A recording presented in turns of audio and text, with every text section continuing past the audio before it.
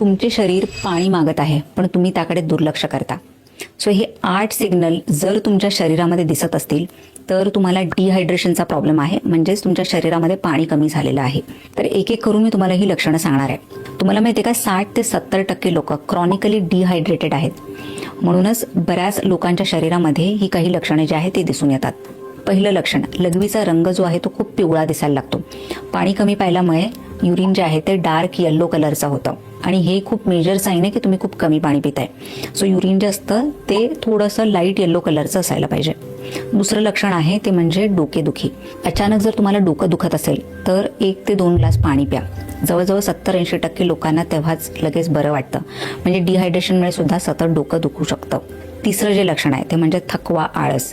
डिहायड्रेशनमुळे काय होतं, blood volume जे आहे ते कमी होतं आणि म्हणूनच हार्टला जास्त काम करावं लागतं, म्हणून सतत थकवा येतो किंवा एनर्जी नसल्यासारखं वाटू शकतं. पुढचं जे लक्षण आहे ते म्हणजे कॉन्सन्ट्रेशन कमी होणं.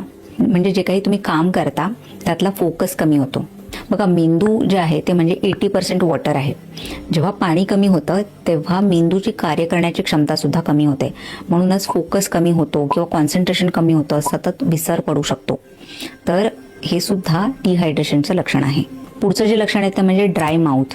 तुमच्या तोंडाला जर कोरड पडत असेल, लिप्स खूप ड्राय होत असतील तर हे डेफिनेटली साईन आहे की तुम्हाला डिहायड्रेशन झालेलं आहे, शरीरामध्ये पाण्याची कमतरता आहे. पुढचं जे लक्षण आहे ते म्हणजे कॉन्स्टिपेशन.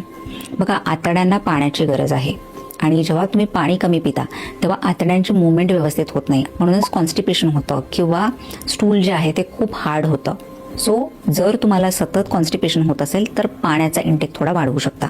त्यानंतर पुढचं जे लक्षण आहे ते म्हणजे स्किनची इलॅस्टिसिटी जी आहे ती कमी होते. म्हणजे त्वचा जी आहे ती सुरकुतलेली दिसते. पाठीची, हाताची किंवा इव्हन चेहऱ्याची पण जी त्वचा आहे ती अगदी निस्तेज दिसायला लागते. म्हणजेच तुम्हाला डिहायड्रेशन झालेलं आहे. तुम्ही जर पाणी व्यवस्थित पाहिलं तर हळूहळू जे आहे तुमची त्वचा नॉर्मल होऊ शकते. त्यानंतर पुढचं जे लक्षण आहे ते म्हणजे हातापायांमध्ये किंवा स्नायूंमध्ये क्रॅम्प्स येणं. आपल्या मसल्सला किंवा स्नायूंना इलेक्ट्रोलाइट्सची गरज आहे आणि जर तुमच्या शरीरामध्ये पाणी कमी झालं तर सुद्धा सतत क्रॅम्प्स येऊ शकतात. तर हातापायाला जेव्हा क्रॅम्प्स येतात किंवा डोकेदुखीचा त्रास होतो तेव्हा नेहमी तुम्ही पाण्यामध्ये थोडंसं मीठ टाकून प्यायला पाहिजे, जेणेकरून तुमच्या शरीराला इलेक्ट्रोलाइट्स मिळतील आणि डिहायड्रेशन कमी होईल. सो बघा, पाण्याचं पण एक लिमिट आहे. असं खूप एक्सेसिव्ह पाणी सुद्धा तुम्ही नाही पिऊ शकत किंवा खूप कमी सुद्धा नाही प्यायला पाहिजे. तर अप्रॉक्सिमेटली 2 ते 4 लिटर पाणी एवढं तुम्ही पिऊ शकता. जेव्हा तुम्ही खूप जास्त प्रमाणात पाणी पिता तेव्हा जास्त प्रमाणात लघवीला जावं लागतं आणि मग शरीरातलं पाणी सुद्धा असं कमी होतं. सो ही जी काही डिहायड्रेशनची लक्षणं मी सांगितली त्यातली काही लक्षणं तुमच्या शरीरामध्ये दिसत असतील तर मला कमेंट सेक्शनमध्ये जरूर सांगा.